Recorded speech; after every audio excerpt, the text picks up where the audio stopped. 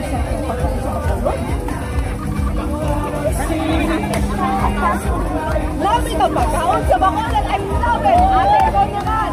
Mahal ko sabihin ng punta kayo sa Bacolod. Mas marami ko sumali sa Maskara Festival. At kung kabuti sa Bacolod, manami maging sa Maskara. Wow! Gusto ko matuto pero hindi ko nakuha yung ulitin ko.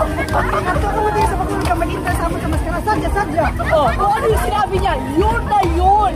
Okay, at dahil dyan gusto ko ako pa, Quiz Beyond the Spot, guys. Let's do Quiz Beyond the Spot. Okay, magpatanong tayo rito ng... Okay, ano ba? Kuya, ano sa kanina? Para manalo ka, ito, ang tanong. Ang Bacolod ay tinatawag nito niyang City of Mars. Mas tayo naman dyan.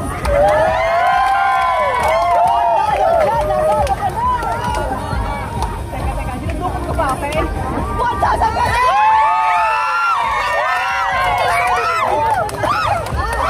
A t-shirt? Aba? A t-shirt po?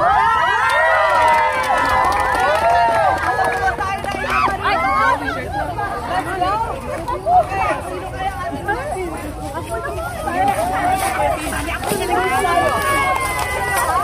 anong buwan pinagdiriwang Maskara Festival? October! Nanalo ka na 1,000 pesos!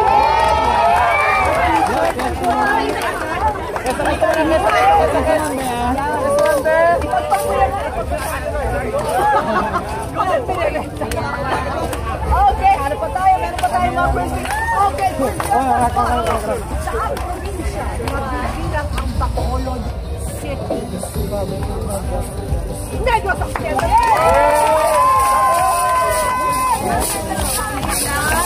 Kailangan mo magandang sayaw. Ayan!